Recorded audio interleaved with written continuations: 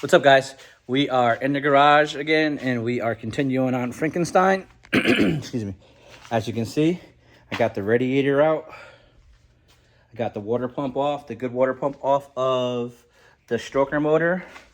I got the front cover on with the water pump on, and the 797 Motorsport thermostat delete. I just pulled out the brand new windage tray oil pan gasket.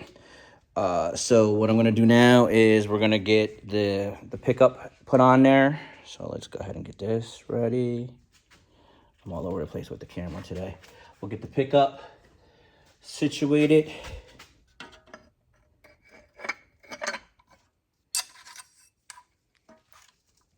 So it looks like it's on. I don't even know if this is showing up on the camera or not, but yeah, we'll get the pickup situated. Where's my quarter? Here we go. I already got this set up with a 13 on it. That's all you need. I don't know how many foot-pounds that is, but 2 ugga-duggas.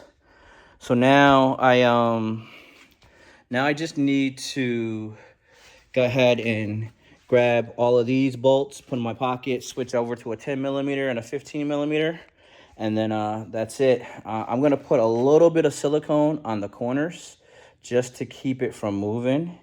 I'm gonna try to get this as perfectly lined up as I can, and it looks like it is pretty close to where it needs to be. Slide that back over, yep.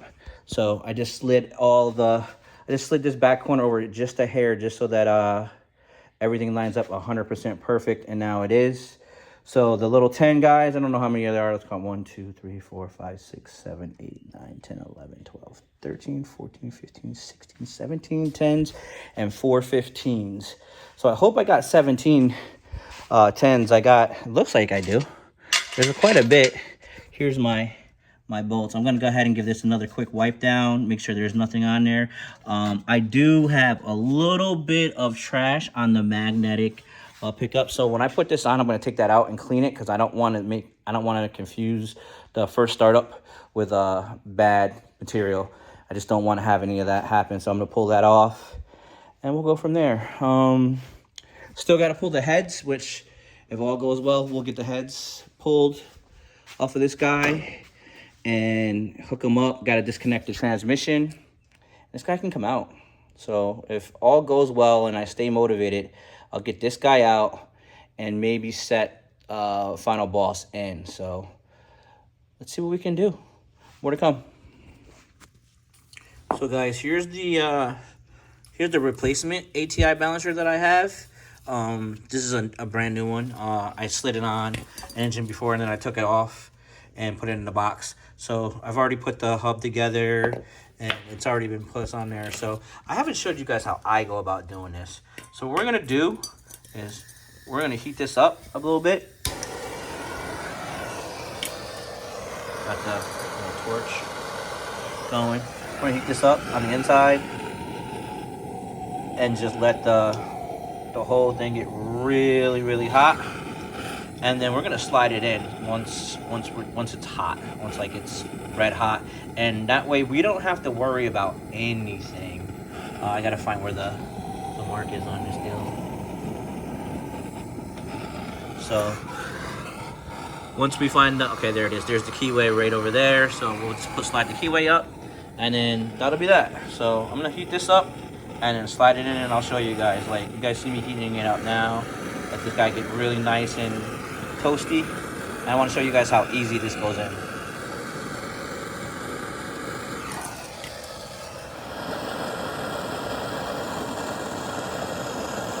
Alright guys, so it's been a couple minutes. So I think this is probably hot enough. So we're going to go ahead and just kill this here for a second and see if we can get it to line up and slide in. Yeah, it's pretty hot. So I gotta hurry up. I'm gonna put you guys right here. Hopefully this will see me do this guy here.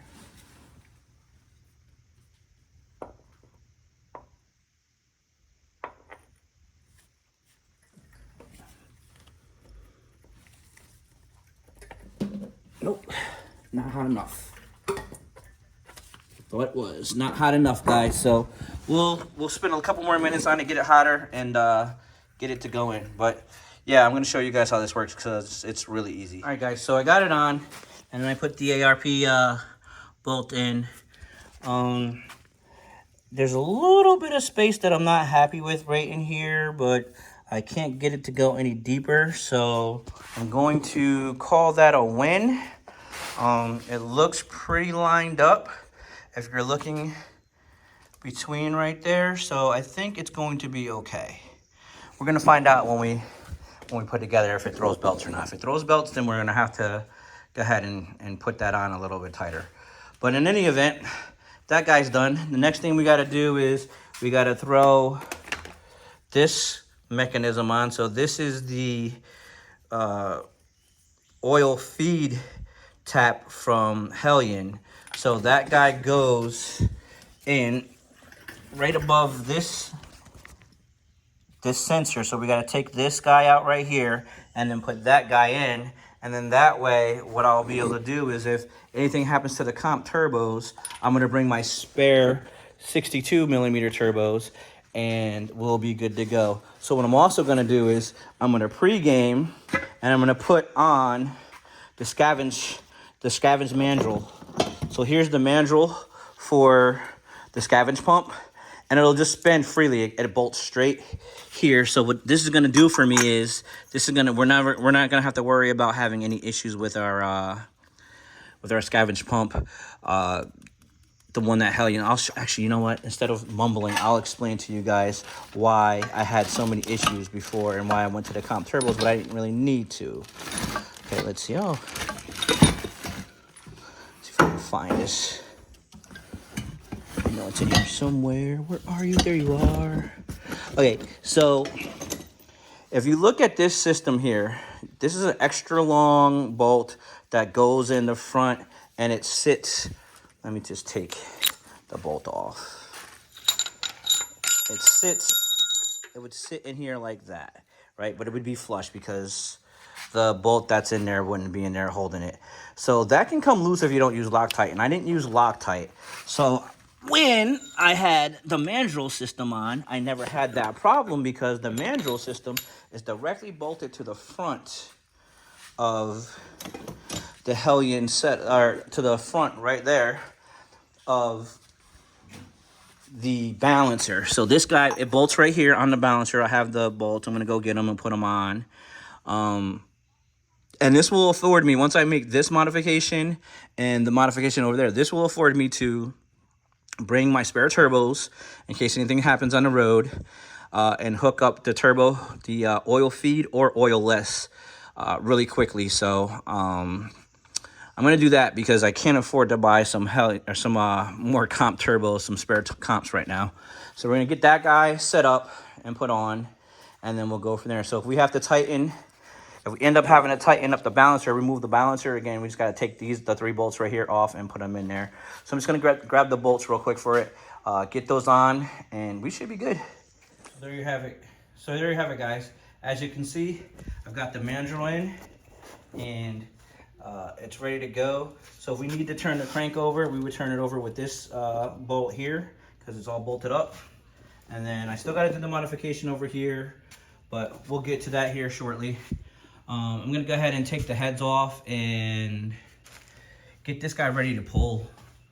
Head's got to come off, so we'll pull the rockers off, obviously the push rods, put them aside, take the coolant passage or the coolant rails or whatever the hell they're called off, and then just loosen it up and get ready to come out.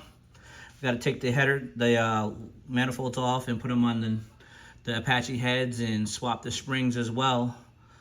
So there's still a fair amount of work to do. I heated it up for about 7 to 10 minutes. So I thought it was only going to be about 5 minutes, but it kept getting stuck, so I had to pull it off and put it back on. 7 to 10 minutes. Well, guys, I got the passenger side head off, and I'm looking, and from what I can see, it doesn't look damaged at all underneath here. These marks are a little bit interesting, but it doesn't look like it was touching anything. I don't know. That's kind of interesting. We'll have to look at the pistons in the back. But this is the passenger side head, and no springs are broken. Looks like the springs are good. Everything's still intact. Long story short, the cylinders 6 and 8 weren't firing on this guy, which is why I'm pulling it out. And there's some metal that I gotta figure out why there's some metal. But if you look, you can see that's cylinder 2, there's 4, there's some carbon, and then here's 6 with nothing on it but exhaust or antifreeze, and then there's 8. And there's no carbon. Like, even though there's very little carbon on 2 and 4, there should still be a little bit of carbon showing that it's burning. So I don't know what's going on. We're gonna continue to take this deal apart and try to figure out what's going on. I'm going to fix this engine. There's no way I'm gonna let all of these really good parts go to waste. So if there's something wrong with this block, then I'll just swap it over to the other block. But we're gonna fix this engine. So more to come. All right, guys, and I got the driver's side off, and as you can see, the first 2 cylinders were definitely firing, and even the third one. So 1, 3, and 5 are firing, and it looks like 7 might not have been firing. So I don't know what's going on with that. I gotta like look at the plugs. Maybe I gapped them too tight. I don't know what happened there. I really don't know, so I'm not gonna speculate. I do have to do some investigation. I need to see what's going on internally, like why there was metal in the oil, and we'll go from there. So once I get this guy out, we'll put the new unit in. We'll put some plugs in the new unit, oil in the new unit, and go from there. We got to get it tuned. I need to upgrade to the triple pump setup now. I have so much stuff to do, but I don't know. I'm gonna take a break, get something to eat, get something to drink, and then think about pulling this engine because I really need to get it out. But yeah, I think I'm gonna end this one here, and then we'll pick up with pulling the engine and setting the new unit in, and go from there. So with that being said, 3 Pedal J saying rev her up, dump the clutch, grab a gear, disappear. Peace.